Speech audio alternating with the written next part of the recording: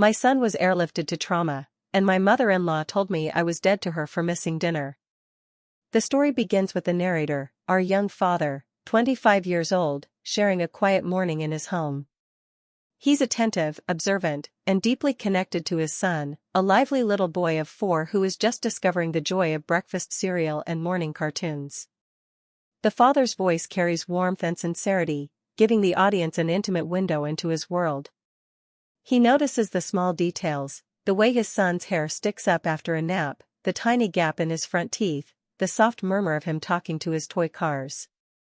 These moments aren't just domestic, they are layered with tenderness that immediately engages the audience's emotions. We introduce the mother-in-law subtly, through her influence rather than direct conflict at first. She calls on speakerphone or drops by unannounced, her presence sharp yet polished.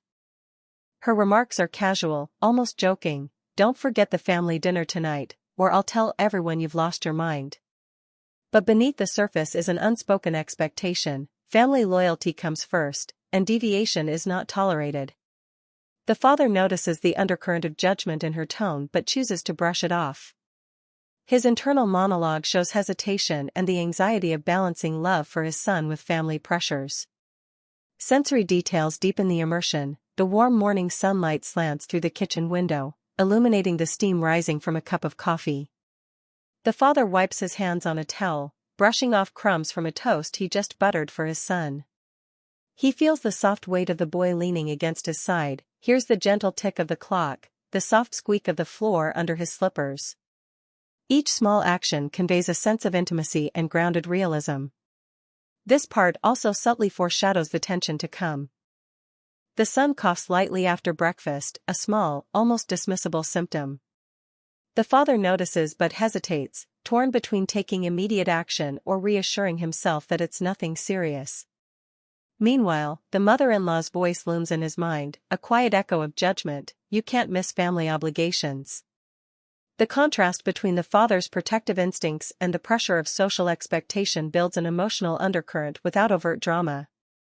The narrative pacing is slow and observational, focusing on the father's careful attention to his child's needs. His affection is shown through small, meaningful gestures, brushing the hair from his son's forehead, adjusting his tiny chair, giving a lingering hug before heading out. These actions are not only physically tender but emotionally resonant, setting up the audience to invest in their bond. By the end of Keynote 1, the audience understands both the love at the story's center and the pressures that threaten to disrupt it. The calm morning, filled with warmth, laughter, and routine, carries a subtle tension, a foreshadowing that something urgent will soon demand the father's full attention. The stage is set for a slow-burning drama where familial expectations clash with instinctive love, and the audience is emotionally primed to feel the stakes. After the calm, tender morning, tension slowly begins to seep into the father's life. The mother-in-law's presence is no longer a background hum, it becomes an active force, a quiet but heavy weight pressing against his sense of responsibility. She insists on the family birthday dinner, framing it as a non-negotiable event. Her words are casual, almost flippant on the surface, yet they carry sharp undertones, "Don't let me down, or you know how serious I am about family." To her, loyalty is absolute, to him, priorities are shifting toward his son's well-being. The father notices a subtle change in his son's behavior, a slight pallor, a soft cough that seems to come and go, and a tired slump in his shoulders. As a parent, he senses instinctively that something isn't right, but the social pressure from his mother-in-law gnaws at him. He debates internally whether he should raise concerns or reassure himself that it's nothing serious. This inner tension forms the core of the scene, an emotional tug-of-war between duty and instinct. Sensory details deepen the audience's connection. The father gently brushes his son's soft hair back from his forehead, feeling the slight warmth of a developing fever. He notices the subtle change in the boy's breathing, the tiny frown that mars his otherwise cheerful face. The mother-in-law's voice cuts in from a phone call, crisp and demanding, as if her words could shape reality, "You're expected at the dinner. Don't even think about missing it." Each syllable weighs on him, almost tangible, like a cold hand pressing on his shoulder. The father's internal monologue reveals both love and frustration. He wants to honor the family tradition, but the sight of his son leaning against him, small and vulnerable, makes any notion of leaving unbearable. The audience feels his guilt, not only for potentially disappointing the mother-in-law, but for even entertaining the idea of putting social expectation above his child's safety. These layered emotions create a slow-burning tension that makes the eventual crisis more impactful. Small moments of nonverbal communication heighten emotional resonance. The son reaches up and touches his father's hand, pressing a tiny finger into his palm, a silent plea for attention. The father responds with a lingering, reassuring squeeze, showing tenderness and protection without words. The mother-in-law, meanwhile, is oblivious to these quiet signals, focused entirely on schedules and appearances. The contrast between love-driven instinct and rigid social expectation is palpable. This part also subtly sets up stakes for later drama. The audience can sense that the father's hesitation and the mother-in-law's insistence are on a collision course, building suspense. Every glance, every gentle touch, every sigh contributes to the emotional pressure mounting quietly but steadily. By the end of Keynote 2, the audience is fully immersed in the father's dilemma, the pull of family obligation versus the urgency of a parent's instinct. The tension simmers, setting the stage for the life-altering emergency to come. The slow-burn drama is firmly in motion, emotions are raw, stakes are high, and the audience is left waiting, heart tight, for the inevitable turning point. The simmering tension from Part 2 finally erupts in an instant of raw panic. The father's internal struggle, the tug-of-war between family obligation and instinct, crashes into reality when his son suddenly becomes seriously ill. One moment, the boy is playing quietly with his toy cars, the next, he clutches his chest, coughing violently, his small face pale and flushed. Time slows for the father. Every heartbeat echoes in his ears as he kneels beside his son, hands trembling but firm, trying to comfort him. Sensory details are crucial here to immerse the audience. The father feels the tiny, damp warmth of his son's forehead against his palm. The boy's shallow breaths, punctuated by soft wheezes, fill the quiet kitchen. The smell of half-eaten breakfast, toast and spilled milk, mingles with the acrid scent of fear that hangs in the air. The father's chest tightens, adrenaline surges as he realizes this is no ordinary ailment. The cozy morning atmosphere has evaporated, replaced by the stark, urgent reality of a life potentially in danger. The father immediately calls emergency services, hands shaking over the phone as he explains the situation, trying to remain calm while panic gnaws at him. The sirens outside are a deafening contrast to the quiet panic inside the house, the ambulance lights casting harsh streaks across walls that only moments ago seemed safe and warm. He clutches his son, trying to soothe him with gentle strokes on his back, whispers of reassurance that he barely believes himself. Every instinct screams that he must act, and every second feels stretched to eternity. Meanwhile, the mother-in-law is suddenly present, her words a mix of disbelief and judgment. Is it really that serious? Maybe you overreacted. Her voice, once sharp but trivial, now grates against the father's heightened emotional state. He is forced to navigate not just fear for his son, but the crushing weight of her expectations, and the audience feels his rising frustration. This conflict highlights the story's central tension, social pressure versus parental love. Emotional stakes are at their peak. The father's protective instincts dominate, driving him to action despite criticism. He lifts his son, feeling the child's small body trembling against his own, and rushes to the ambulance. The boy's fingers curl weakly around his father's hand, a fragile anchor in the chaos. The father's mind flashes through the worst-case scenarios: intubation, surgery, trauma, and every possibility tightens the emotional grip on the audience. Small gestures and sensory-rich touches emphasize their bond amidst crisis. The father's hand rubs his son's back in slow, rhythmic motions, offering warmth and reassurance. He brushes the damp hair from the boy's forehead, his thumb lingering on the soft skin. In these small, tender actions, the audience sees love, desperation, and human vulnerability at once. By the end of Part 3, the stage is set for the slow, tension-filled vigil to follow. The son is in transit to the trauma center, the father riding alongside, gripping his tiny hand, heart pounding. The mother-in-law is left behind, a distant figure whose judgment is powerless against the immediacy of love and survival. The audience is fully immersed, feeling the urgency, the fear, and the unbreakable bond between father and child, primed for the emotional depth and reflection that will follow in Part 4. The ambulance's wail fades into the sterile hum of the trauma center, and the father is thrust into a world that is both foreign and terrifying. The bright, fluorescent lights reflect off polished floors and cold metal equipment, a stark contrast to the warm, chaotic home he just left. Every sound, the beeping monitors, the soft clatter of medical instruments, the low murmur of nurses, cuts sharply through his panic, each one a reminder that his son's life now hangs in delicate balance. He waits outside the trauma bay, pacing in the narrow corridor, hands clasped and unclasped, trying to still the trembling that surges from adrenaline and fear. His mind races through every possible outcome, the worst-case scenarios replay like a broken record.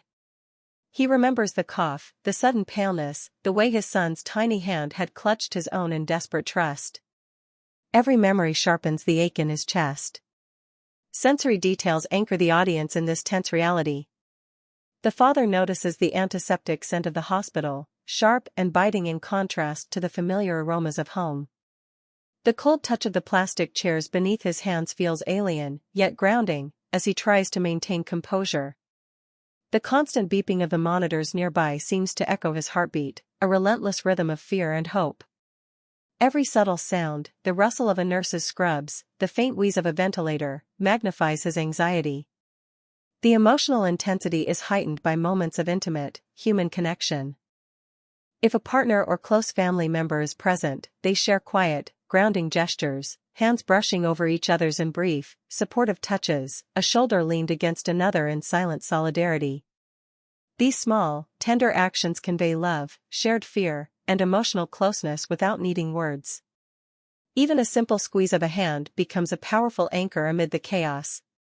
The father watches intently as doctors work on his son, his emotions fluctuating between helplessness, fear, and fierce protectiveness.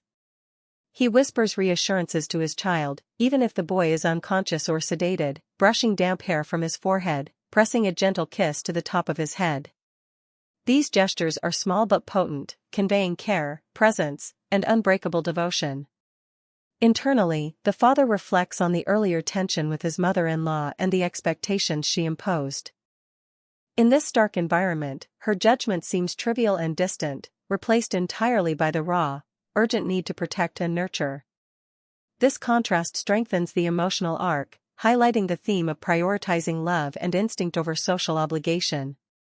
Time stretches, slow and punishing, as the father waits.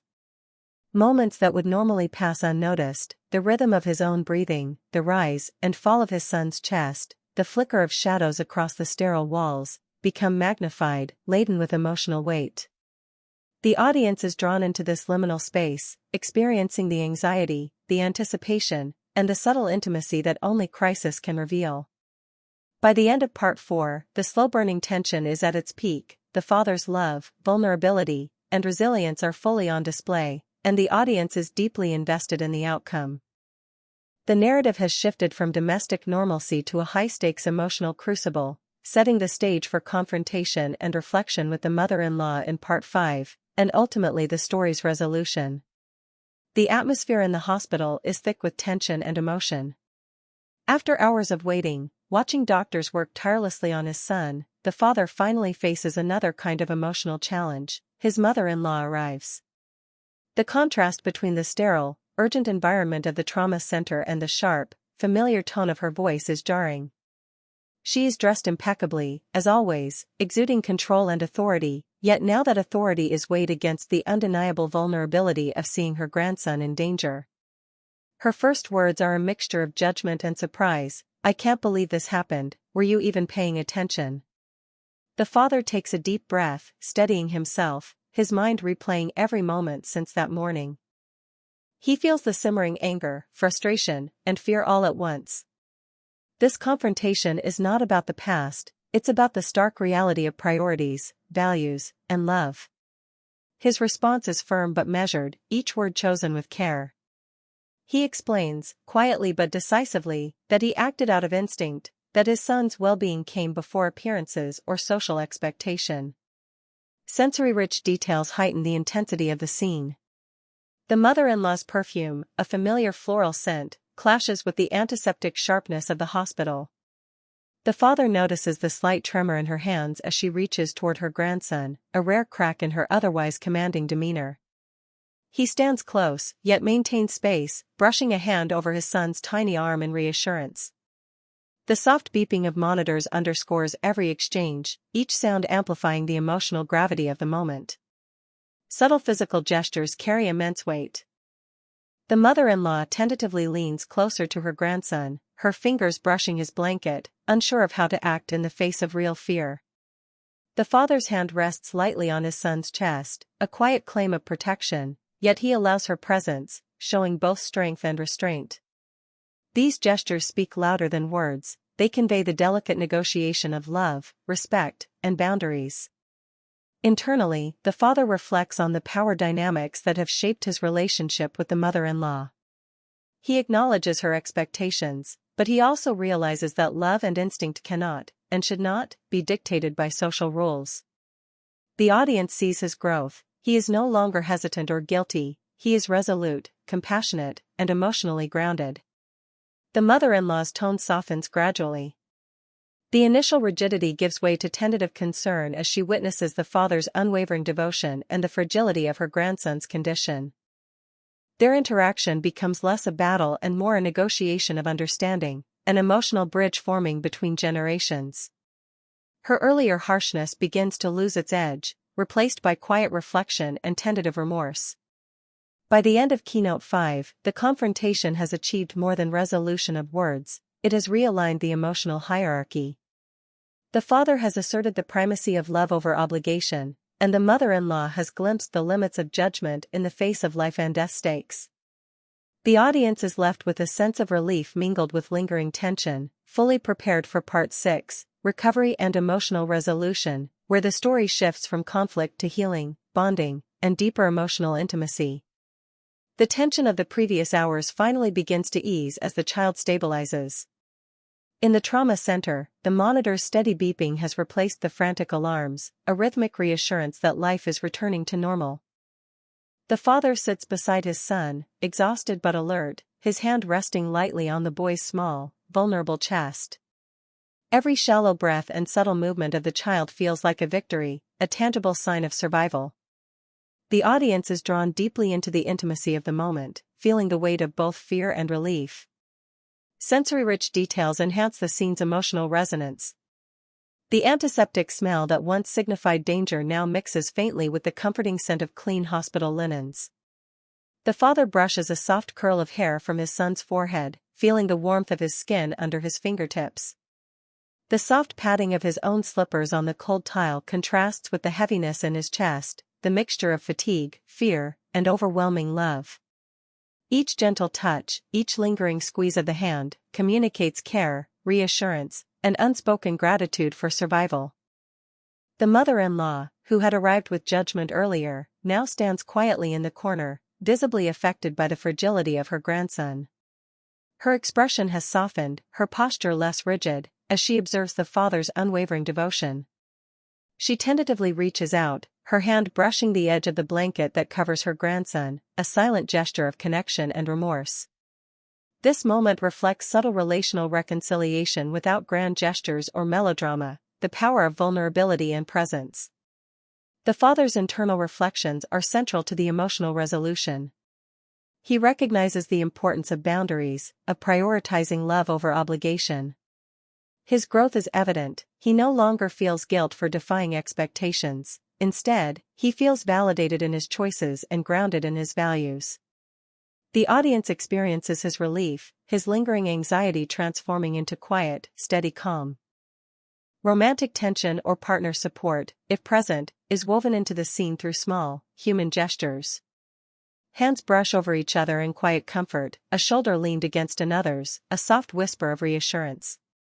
These interactions emphasize the emotional bonds and intimacy formed under shared stress, underscoring the story's theme of love, support, and human connection.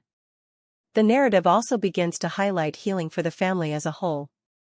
The mother-in-law's softened presence, though tentative, signals a subtle reconciliation. She is no longer an antagonist in the moment but a witness to the father's steadfast love and the fragility of life. The father's ability to act with empathy toward her, even after earlier conflict, demonstrates maturity and emotional depth, reinforcing the story's moral arc. Love, care, and instinct take precedence over rigid expectations. By the end of Part 6, the audience is immersed in a sense of relief and hope. The crisis has passed, relationships are recalibrated, and the family finds a new equilibrium. The tension that once threatened to fracture them has transformed into a foundation for understanding, empathy, and deeper connection. The stage is now perfectly set for the final chapter, Part 7, Reflection and Future Outlook, where the emotional and relational arcs reach their full resolution, leaving the audience with both catharsis and lingering resonance. The hospital vigil has ended, the emergency resolved, and the father walks out into the quiet evening air with his son in his arms. The streets are calm, the fading sunlight casting a warm, golden glow over the city, a stark contrast to the harsh fluorescent lights of the trauma center.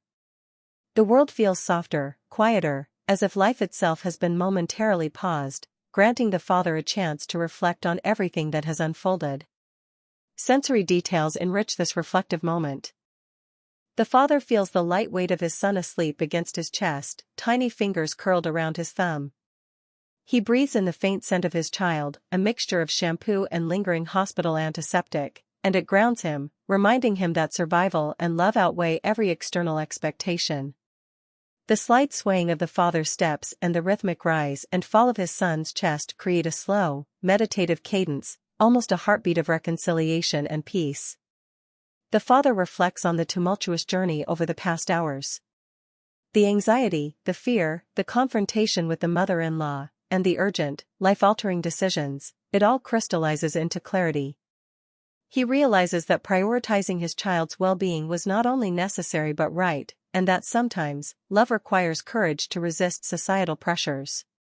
The audience feels the father's emotional growth, a shift from doubt and hesitation to certainty and grounded confidence. The mother-in-law, while still humanly flawed, has been transformed in small ways. Earlier judgment has softened into tentative understanding. Perhaps she sits at home, reflecting on her own expectations, or perhaps she quietly supports the father and son from a respectful distance. This subtle reconciliation emphasizes realism. Relationships are rarely perfect, but genuine growth comes from witnessing love and devotion firsthand. The story highlights that even difficult people can change when faced with vulnerability and human connection. Affection and emotional intimacy remain central in this part. The father tucks his son into bed, smoothing the blanket with gentle, lingering motions. He brushes hair from the child's forehead and presses a soft kiss to his temple. These quiet gestures are imbued with profound meaning, showing a love that is patient, steady, and fully present. If a partner is part of the story, they share a quiet glance or a small touch of hands, silently acknowledging the shared journey and unspoken bonds formed under pressure.